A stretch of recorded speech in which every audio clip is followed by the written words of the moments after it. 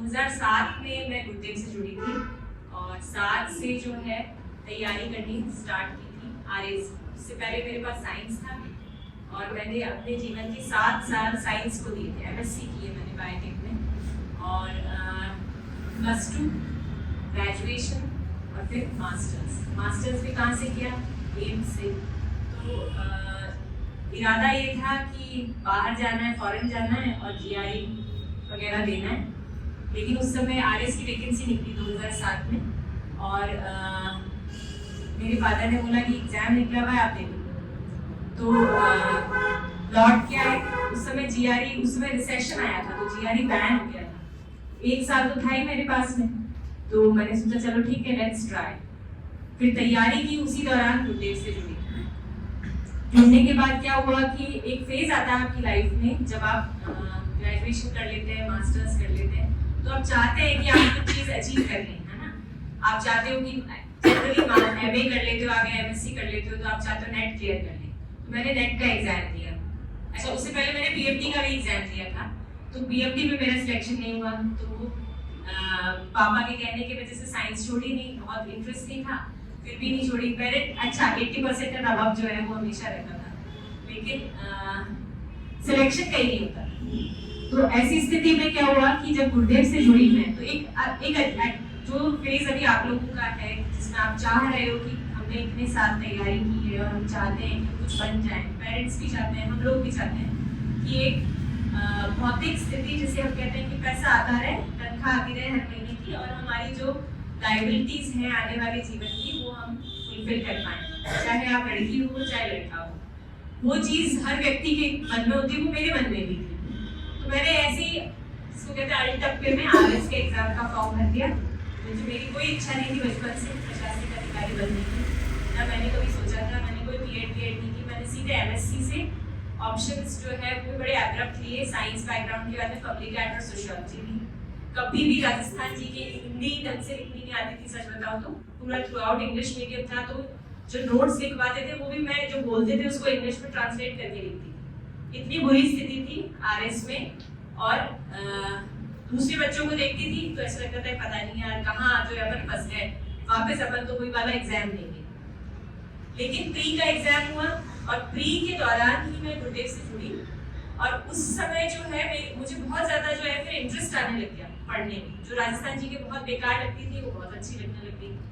और जो public add था, पब्लिक एड साइंस वाली जनरली क्या होता है उनकी सिटिंग पावर अच्छी होती है, 7-8 घंटे वो बैठ के पढ़ लेते हैं, पीएमटी की तैयारी करी होती है। तो पब्लिक एड में पढ़ते पढ़ते पब्लिक एड तो मेरा ठीक था।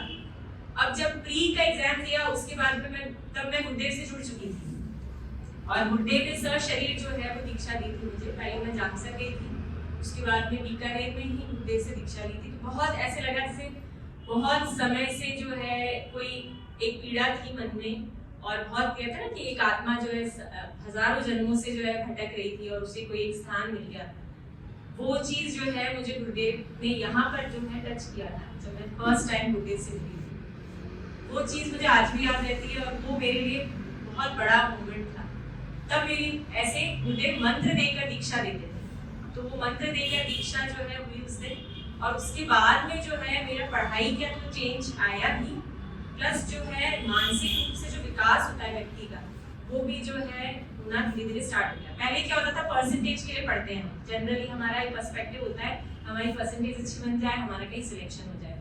अच्छा, हम सिर्फ जब परसेंटेज के पॉइंट ऑफ व्यू से पढ़ते हैं तो हमें बिल्कुल आइडिया नहीं होता है कि कॉम्पिटिटिव एग्जाम्स की कैसे तैयारी होती है। तो जब आप ध्यान से जुड़ते हैं तो आप उस स्ट्रेटेजी को फॉलो कर, मतलब आपका एक दायरा खुल जाता है जिसमें आपको समझ में आता है कि आपको क्या पढ़ना है और क्या नहीं पढ़ना है। समझिए आप, समझदारी जिसका विकास होती है वो विकसित होने लग जाता है। तो वो चीज़ मेरे साथ हुई और मुझे अच्छे लोग मिले जिन्होंने मुझे ये बताया, अच्छे टीचर्स मिले, जैसे पब्लिक एड के पारी सर थे, उन्होंने संजय शर्मा जी थे, उन्होंने बहुत अच्छे से पढ़ाया।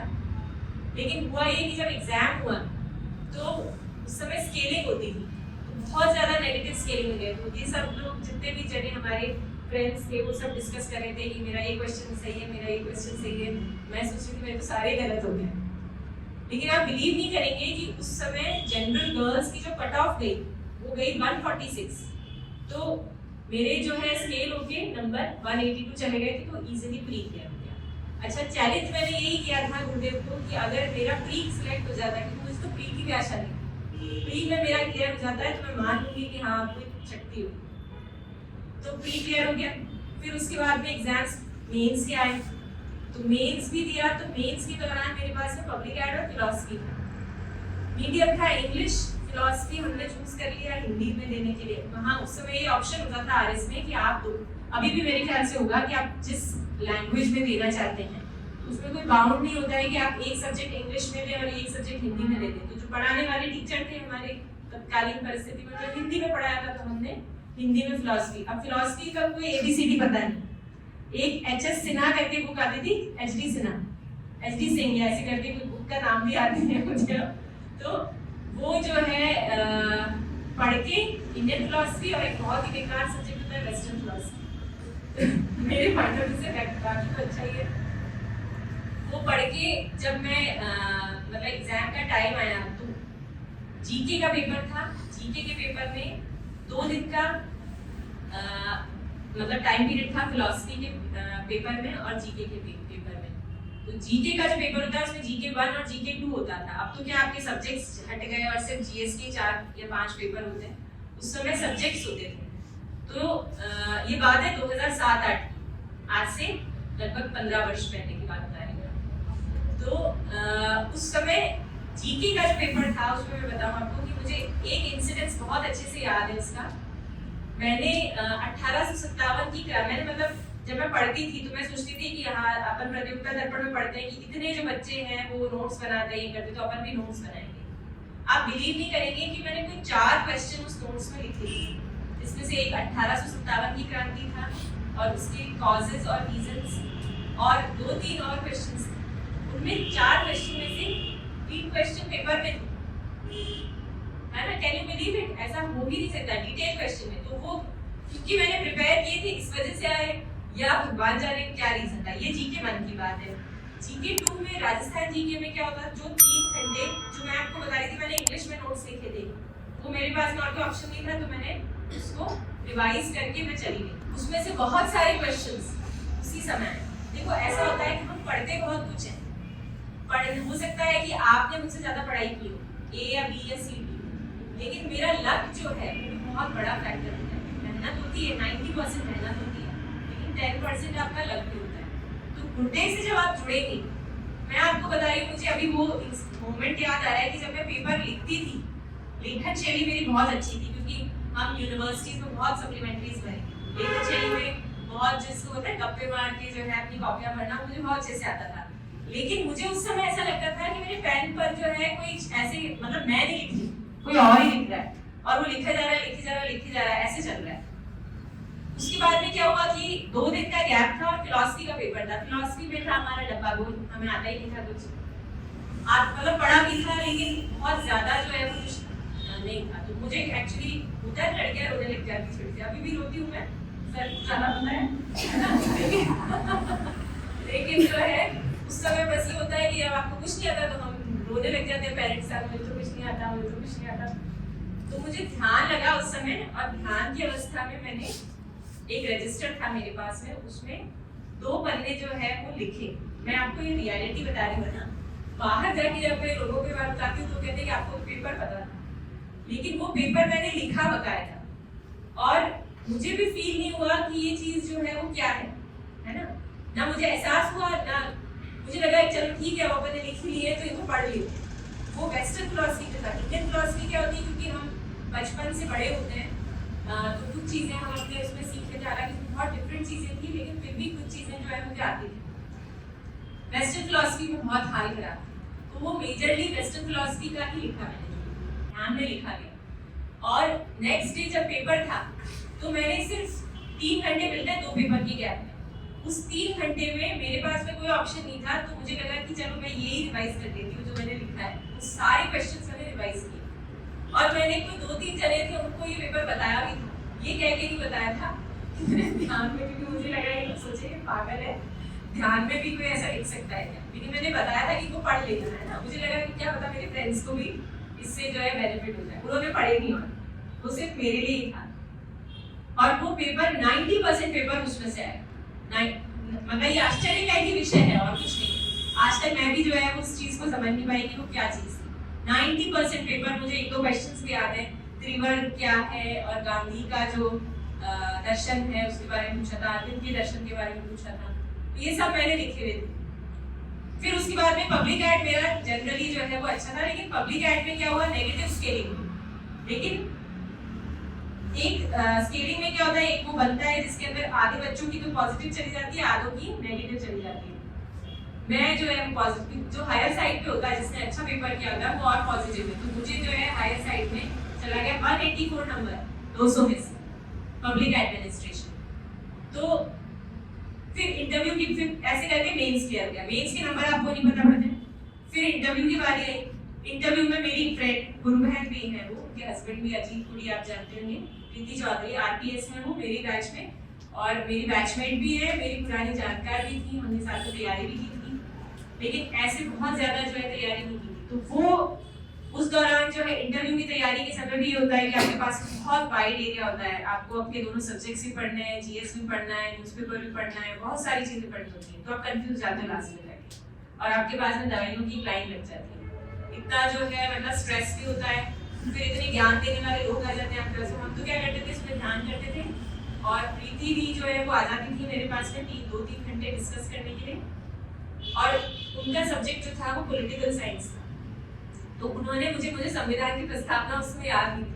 आज तो मैं पॉलिटी पढ़ा सकती हूँ आपको बहुत अच्छे से, लेकिन तत्कालीन परिस्थिति में मुझे हिंदी में तो बिल्कुल नहीं आती थी, इंग्लिश में फिर भी आती थी, पर हिंदी में बिल्कुल नहीं आती थी। तो प्रीति दी ने मुझे कहा कि ये क्वेश्चन बहुत पूछ रहे, चल तुझे याद करवा के, तो उन्होंने मुझे संविधान की प्रस्तावना याद करवाई। फिर एक उस समय उइगुर संप्रदाय का एक कुछ चल रहा था, है ना, चाइना में जो है सांप्रदायिक दंगे जो है वो चल रहे थे, तो न्यूज़पेपर में बहुत था। तो एक मेरी वो स्टेज आ गई थी कि मैंने न्यूज़पेपर पढ़ना बंद कर दिया था, तो उन्होंने मुझे उइगुर करके कुछ बताया। तो जब मेरा इंटरव्यू हुआ, तो इंटरव्यू के दौरान फिर मैं आपको बताऊं, मैं फिर नोट्स जो मैंने बनाया उसमें जीडी होता है, जनरल ग्रुप डिस्कशन होता है, उस ग्रुप डिस्कशन में मैंने अपनी डायरी के अंदर, नोट्स की डायरी थी, कुछ कटिंग्स करके रखी थी, जिसमें से एक था कि कुछ लोगों की डेथ हो गई थी जहरीली शराब पीने से, वो कटिंग करके मैंने पूरा लिख रखा था। और एक दो जो है वो जो ये होते हैं ना आपके पोएम्स और कहानी, सर को तो बहुत ज्यादा आती है, मैं तो मेरी बेटी को भी एक ही कहानी सुनाती हूँ, बचपन से लेके आज तक एक ही कहानी सुनाई, सर 50 गाने खिलाते हैं। तो वो उस समय भी मैंने जो है 3-4 ऐसे कोटेशंस याद कर लिए थे कि जहाँ आएगा अपन फिट कर देंगे। तो जीडी का टॉपिक आया कि गांधी के देश में शराब, क्योंकि वो एक करंट टॉपिक था, और बहुत सारे करंट टॉपिक थे, लेकिन आप देखिए ऐसा क्या था कि जो चीजें मैंने डायरी के अंदर लिखी वही चीजें जो है वो आने लगी। वो डायरी में मैंने शराब वाला एक टॉपिक था, वो काट के रखा था, तो पढ़ तो रखा ही था। तो टॉपिक आया गांधी के देश में शराब राजस्व प्राप्ति का स्रोत होना चाहिए या नहीं होना चाहिए। तो वो चीज जो पढ़ रखी थी उस पर बोल दिया, और एक कोई कोटेशन याद रट रखी थी, वो जो है उसके साथ में लास्ट में बोल दी। तो जीडी बहुत अच्छा हुआ, मतलब जीडी में ताली वाली बजी है ना। और नेक्स्ट जो है इंटरव्यू जब हुआ तो तब नाम जाते थे, तो उन्होंने नाम के बारे में पूछा पहले, तो फिर उसके बाद में जो है सब्जेक्ट पर आए, तो सब्जेक्ट में पब्लिक एडमिनिस्ट्रेशन तो मेरा ठीक था, तो प्री में भी तैयार किया हुआ था, पब्लिक एड के 2 क्वेश्चंस पूछे। फिर जो है एक सदस्य आए जो मुझसे करंट के बारे में पूछने लगे। करंट में उन्होंने मुझसे पूछा कि चाइना में कुछ हो रहा है क्या, आपको पता है? तो मैंने कहा सर रिसेशन आ रहा है, तो सब लोग जो है नौकरी छोड़ के जा रहे हैं। मेरे क्लिक नहीं किया कि मुझे प्रीति दी ने जो है वो उइगुर कुछ बताया था। फिर उन्होंने कहा नहीं कोई सांप्रदायिक दंगे में, सडनली हिट माय माइंड कि हाँ वो उइगुर वाली जो चीज थी वो मुझे हिट कर। तो वो उइगुर वाला फिर मैंने उन्हें बता दिया कि हाँ सर ये एक सांप्रदायिक दंगे है, ये इस तरह की जो भी चीज पढ़ी थी उस समय। लास्ट क्वेश्चन था मेरा कि हिंदी में संविधान की प्रस्तावना हुई, तो बड़ा जो है प्लान बहुत अच्छे से, क्योंकि जो मेरी फ्रेंड थी उन्होंने याद, उनको थोड़ा पता था कि मुझसे इंटरव्यू में क्या पूछेंगे, या मुझे पता था या किसी और को पता था, लेकिन there was a force which was constantly helping me, और वो गुरुदेव भी थी, क्योंकि मैं ध्यान रेगुलरली करती थी, है ना। ध्यान इसलिए करते थे क्योंकि जब आपके जीवन में आप इंफीरियर फील करते हैं किसी भी चीज से, या आपको लगता है कि आपके जीवन में कमी है, या आप दुखी होते हैं, तो आपका ध्यान बहुत अच्छा रहता है। सुखी होते हैं तो भी लगता है, ये नहीं है, ऐसा नहीं है कि हमारे पास सुख आ जाता है तो हम ज्यादा अच्छे से ध्यान करते हैं, लेकिन जब हम दुखी होते हैं तो हमारी पुकार अलग ही प्रकार की होती है भगवान से। तो उस समय क्या होता है कि जब सब लोग मिलकर जो है आपको ये कहते हैं ना कि तुम दिन भर पढ़ते रहते हो, तुम्हारा कहीं, क्योंकि आरएस की परीक्षा बड़ी टेढ़ी होती है, 2-3 साल तो लग ही जाते हैं, 5 साल लगे थे, पंचवर्षीय योजना जल्दी थी, अब तो जल्दी हो जाते हैं एग्जाम, उस समय 5 साल लगते हैं। तो वो चीज हुई, और लास्ट डे जब लास्ट इंटरव्यू होता है तो रिजल्ट आ गया, सिलेक्शन हो गया। तो बड़ा ही जो है ना एक रोलर कोस्टर राइड थी जो अनबिलीवेबल थी, वो चीजें हुई। आपकी क्या रैंक थी? रैंक मेरी लगी थी जनरल गर्ल्स में 23rd रैंक थी मेरी, तो अच्छी रैंक थी, और फर्स्ट अटेम्प्ट था, कोई जो है ऐसा कोई बैकग्राउंड नहीं था कि कोई बीएड करी हुई हो या कुछ भी हो। सिलेक्शन 2009 में हो गया था, ज्वाइनिंग 27 दिसंबर 2010 को मिली थी, क्योंकि 14 महीने हमारा बैच लिटिगेशन में रहा था, वो हर आरएस की आपको पता ही है, प्रिंट लग जाती है। उसके बाद में फिर जब ज्वाइनिंग हुई तो प्रोबेशन हो गया, और पोस्टिंग्स में भी जो मतलब चुनौतियां जो है, ऐसा नहीं है कि नौकरी मिलने के बाद में आपके जीवन में जो है खत्म हो जाएगी, जो भाग्य में लिखवा के आए हो वो तो भुगतना ही पड़ेगा। चाहे आपके पास बहुत पैसे, जी कह रहे कि पैसा होने से इंसान सुखी नहीं होता, पैसा आ जाता है तो भी इंसान के पास समय चला जाता है, जो जितना इजीली आप रह पा रहे हैं वैसे जो है आप नौकरी में नहीं रह पाते, नौकरी करना आसान नहीं होता। तो बड़ा सेट रूटीन होता है, और आपको सेट रूटीन के अनुसार चलना पड़ता है।